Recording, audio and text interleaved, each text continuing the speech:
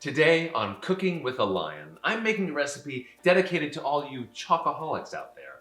And it just so happens to be super easy and fun to make. And it's all happening right now. Let's get started. Two things need to happen to get this recipe going. The first, you need to finely chop your chocolate. Now I find that using a serrated or bread knife works best for chopping chocolate and nuts because as you're chopping the chocolate, you'll find that it kind of holds on to the chocolate. It doesn't just kick them all over your cutting board, and that's not very good as far as cleanup because you want to keep all the chocolate inside these truffles. The second thing that needs to happen is you need to heat up some heavy whipping cream. Milk won't work. Half and half won't work. You need the full fat to really marriage these flavors and texture to make it nice and creamy for that finished product. Now this looks pretty good. If I left the chocolate really big, the heavy whipping cream wouldn't be enough to actually melt it down. We don't want like the pourable chocolate sauce. We want it to be thicker so that we can scoop it and roll into those beautiful truffles.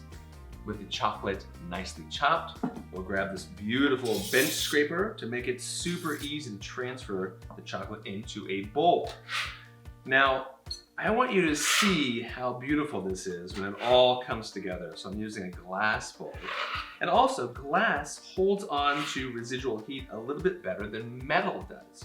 So I always like to use glass when working with chocolate. There we go. A couple more things I'll put in this. Some unsalted butter that goes on top, room temp, and a tiny pinch of salt. Okay.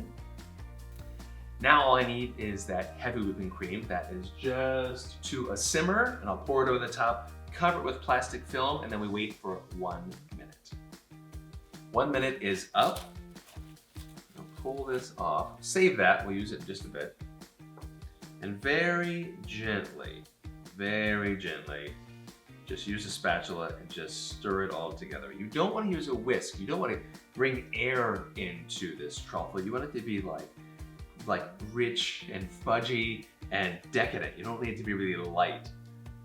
But just be easy with it. The chocolate is our friend. The butter is our friend. The heavy whipping cream is helping us get this whole thing together. Now what you'll see is slowly all the ingredients will incorporate into one beautiful like glossy texture. And when you don't see any more butter or more chunks of chocolate, that's when it's time to add just a touch of vanilla extract. Now when you look at the ingredients in really good chocolate, there's vanilla in there. We're gonna bump up that flavor just a little bit. Not too much, just a touch. There we go. Now this is the base of your truffles, but you can have fun with this. You can mix it up, and if you don't want to do just the chocolate flavor, who just said that?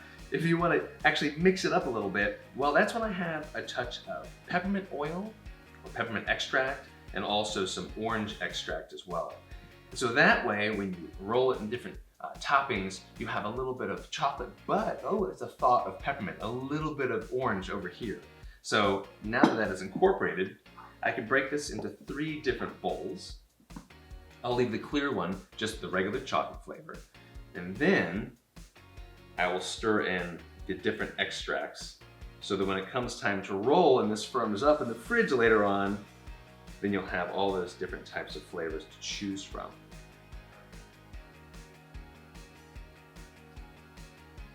Don't waste a bit of it. There we go. That is for me. That's for licking to get me through the rest of the day. So I'll put this to the side. This remains just chocolate flavor. Then we also have these beautiful extracts, peppermint extract. Not too much, again, not too much. A little bit goes a long way. Just a dot. That's it. Same with the orange extract. That was it. And very gently stir to incorporate.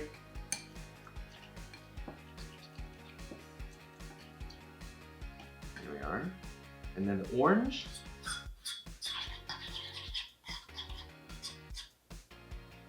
And of course you have to sample it. You have to sample it. That's part of the recipe. Fantastic. If you love chocolate and orange like I do, this will be your jam, okay? So I'm gonna wrap these up, pop them in the fridge, and wait until they're nice and firm. With the chocolates firm to the touch, now it's time to have some fun. Grab yourself just a little spoon. Don't go too crazy. It's better to have more truffles than like a bunch of just giant truffles. So I'm gonna start with the vanilla. Just vanilla and chocolate flavor. Not too big, just a little bit. Because chocolate truffles are actually named after truffles, like real truffles that you shove over pasta. Gonna roll it in your hand. And I have over here just some cocoa. And dust that off. and then that's it. That is your chocolate truffle. Really just almost no effort to make these. Let's try, I think this one was the peppermint. So grab a little bit of the peppermint. If you have warm hands like I do, you wanna make sure your chocolate is set up really nicely. Just try to form it to a ball, give it a quick roll. Let's see, peppermint would go well with, let's say, coconut, okay? Just go ahead and throw that around just a bit, just enough to coat. And that is your coconut truffle. I mean, it's really fun. Actually, it's hard for me not to just dive right in, but let's try the third one. It's like 3 little pigs of chocolate truffles. Let's go for the orange. Again, I'm a really big advocate with chocolate and different fruits. Orange being one of my favorites.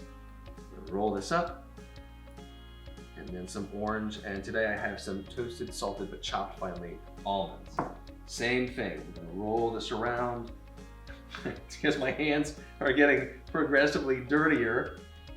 Because you guys are here, I'm not like, right? I'm just trying to be civilized, but it's very difficult, as you can see, when you have something so beautiful and elegant in front of you. Even I started out small and got progressively larger as I got more excited. I want to wipe my hands because let's try to be civilized, shall we?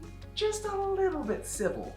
Because my excitement level grows knowing that I get to jump in and just grab a bite of each of these guys.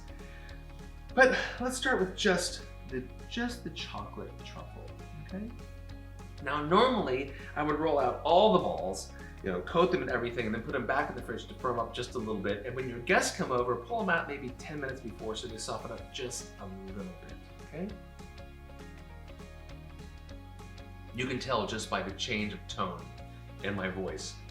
This is adult. I mean, the flavor is adult. It's so chocolatey. The vanilla is really nice.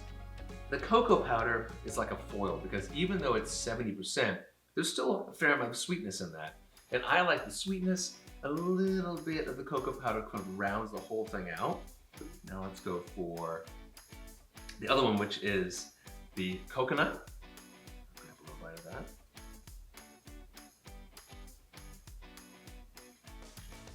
So beautiful. It's like a snowball.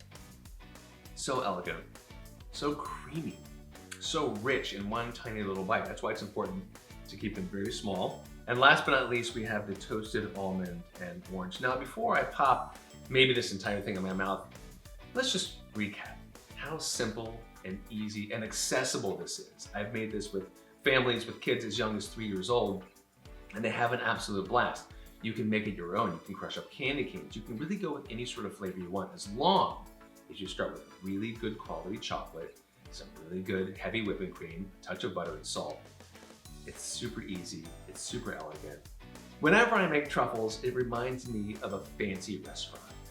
I see it on the menu, I order it because I never know what to expect, but it usually comes in this way, a beautiful box. It's presented to you. They open it up, and this is incredible variety of different truffles on offer. And you can recreate that elegance and that deliciousness and richness in your home anytime you want. So much elegance in one tiny bite. Cheers.